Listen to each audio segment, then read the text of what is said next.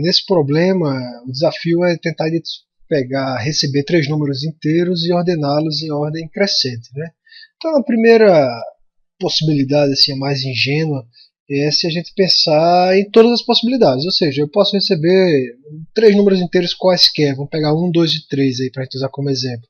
Então eu recebi 1, 2 e 3, eu posso receber esses números assim, eu posso receber 1, 3, 2, eu posso receber 2, 1, 3, eu posso receber 3, 1, 2, eu posso receber 2, 3, 1, ou quem sabe até 3, 2, 1, quer dizer, uma série de possibilidades. Isso ainda sem considerar os casos em que os números são iguais. Então, por exemplo, eu tenho que considerar o caso em que eu recebo dois números iguais. Então seria 1, 1 e 2. Esses números iguais podem aparecer em ordens diferentes. Então, por exemplo, poderia ser 1, 2, 1. Nesse caso aqui, o número que é igual ele é menor do que o outro que é diferente. Então, eu tenho que pensar no outro caso, em que o número que é igual é maior do que o outro. Então, por exemplo, eu teria que pensar 2, 2, 1. Né? E as combinações desses números. Eu teria que pensar ainda nos casos em que os números são iguais. Então, por exemplo, 1, 1, 1. Né? Então, nesse caso, eu teria que fazer a solução mais ingênua seria eu fazer para cada situação dessa uma decisão. Né? Então, por exemplo, seria aqui no caso se A maior do que B e B maior do que C, então eu teria esse primeiro caso, aí o segundo, e assim por diante, um por um. Obviamente, essa solução ela traz vários problemas. Primeiro, que seu código vai ficar gigante, porque você vai ter que fazer um if para cada uma dessas possibilidades. E o segundo problema é que se você esquecer um caso só, qualquer que esteja por aqui, e se esse caso for usado para testar o seu programa, você vai pegar uma resposta errada e não vai ser adequado. Então, essa solução a gente não vai fazer assim, a gente vai tentar fazer de uma outra forma. E aí, que forma seria essa, né? Deixa eu apagar aqui esse cenário, esqueci de apagar esse pedacinho aqui, apagando agora, pronto. Como é que seria uma outra possibilidade de solução? O que a gente pode pensar?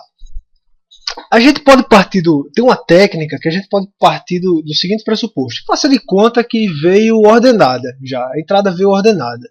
E você vai em busca dos casos em que ela foge ao que você pressupôs. Então, se você parte do pressuposto que ela está ordenada, você vai só mexer nos casos em que ela não está ordenada.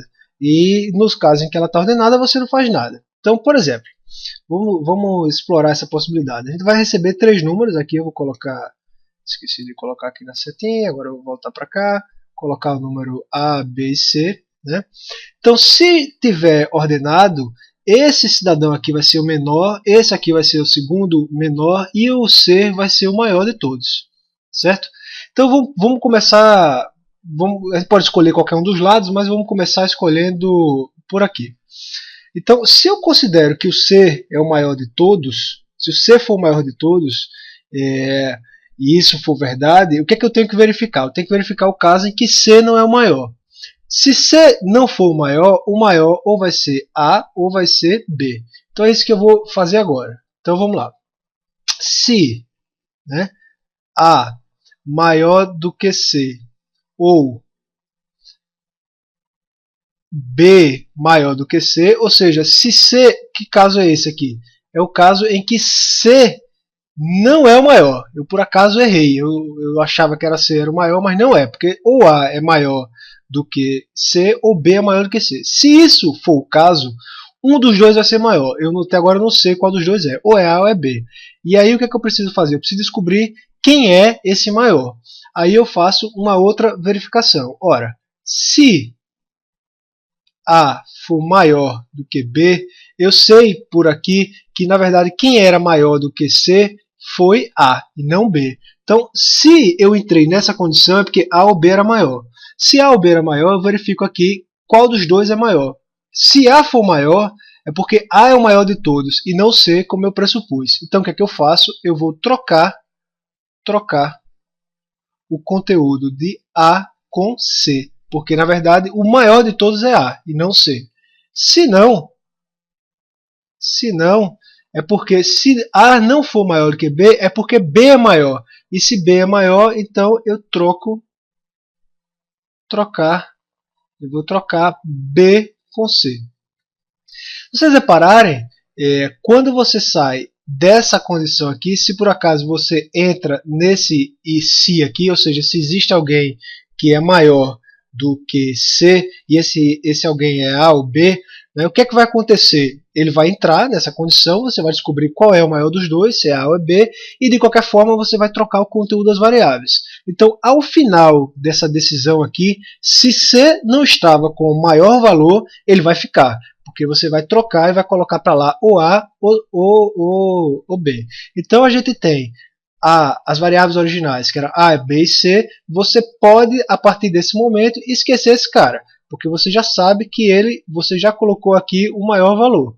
Então, o que é que você precisa fazer agora? Ordenar esses dois. Ordenar A e B. Né? Ordenar. E aí, para ordenar A e B, a gente já sabe. E eu vou usar a mesma técnica.